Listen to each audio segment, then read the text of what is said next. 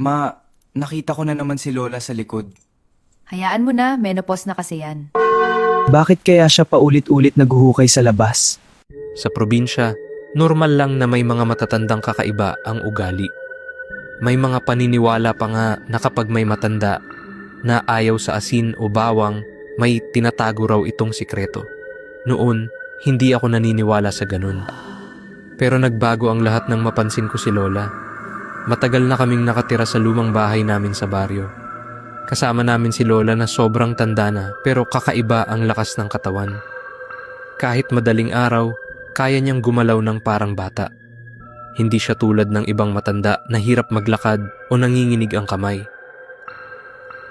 Isang gabi, nagising ako dahil sa mahinang kaluskos sa labas.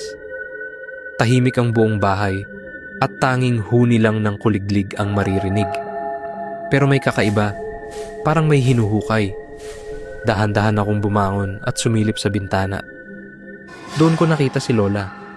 Nasa likod siya ng bahay, hawak ang pala na kayuko at paulit-ulit na naghuhukay sa lupa. Mabagal pero siguradong galaw, parang sanay na sanay. Nagtaka ako. Gabi na pero bakit siya naghuhukay? Mas lalo akong kinilabutan nang matapos siyang maghukay at may inilapag siya sa butas. Hindi ko klaro kung ano iyon pero parang may bigat. Pagkatapos, tinabunan niya ulit ng lupa na parang walang nangyari. Kinabukasan, parang normal lang siya. Tahimik na nagluluto sa kusina. Pero napansin ko na pawis siya. Kahit umaga pa lang parang pagod na pagod. Saan ka po galing kagabi? Tanong ko. Diyan lang sa likod, Apo. Ngumiti lang siya Naglinis. at sinabing naglinis lang sa likod. Pero alam kong hindi lang basta paglilinis iyon. Simula noon, gabi-gabi na akong nagmamasid. Parehong eksena. Lumalabas si Lola, may dala siyang kung ano, huhukay, magtatagal, tapos babalik na, parang pagod na pagod.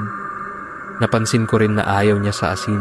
Isang beses nilagyan ko ng konting asin ang ulam niya, pero hindi niya kinain at agad niya itong tinabi. Ganon din sa bawang, hindi niya kinakain kahit konti. Doon na ako kinabahan.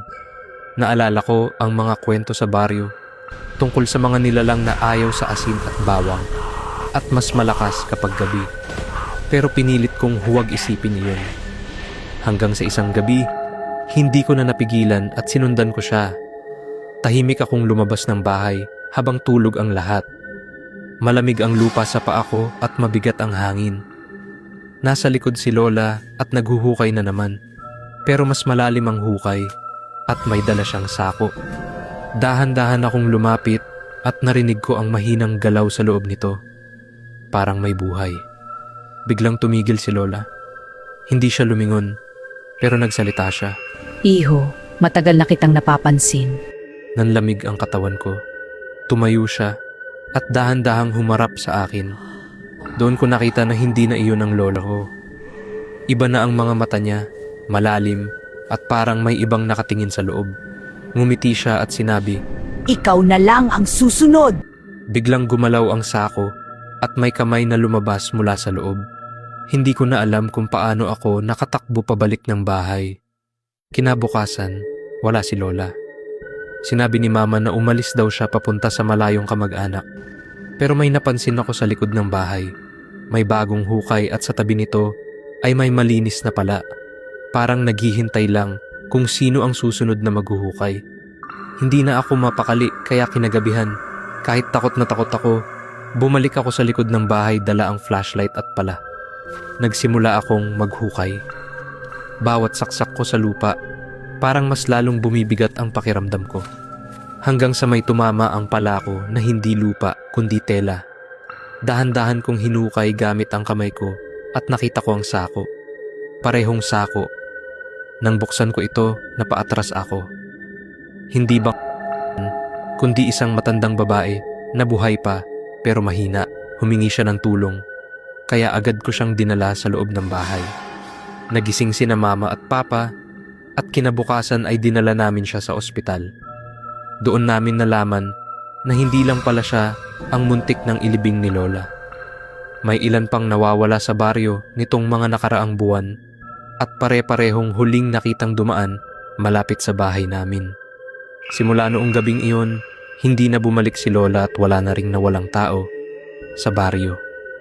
Isang hapon, nagpa siya si Papa na ipasemento ang likod ng bahay para wala nang mahukay pa roon.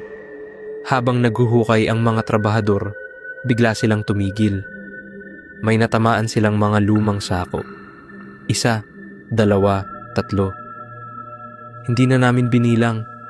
Tahimik na nagdasal si Mama habang nakatakip ang kamay sa bibig niya. Hindi na namin kailangang alamin pa ang lahat. Kinabukasan, tuluyang tinabunan at sinemento ang buong likod ng bahay. Simula noon, naging tahimik na ang gabi sa amin. Wala nang kaluskos, wala nang naghuhukay, at wala nang nawawala sa baryo. Minsan naiisip ko pa rin si Lola, pero mas nangingibabaw na ngayon ang pakiramdam na natapos na rin ang lahat. Tuwing dumadaan ako sa sementadong likod ng bahay, hindi na takot ang nararamdaman ko kundi katahimikan. Dahil alam ko na kahit gaano katagal itago ang isang lihim sa ilalim ng lupa, darating ang panahon na mahuhukay din ito at matatapos.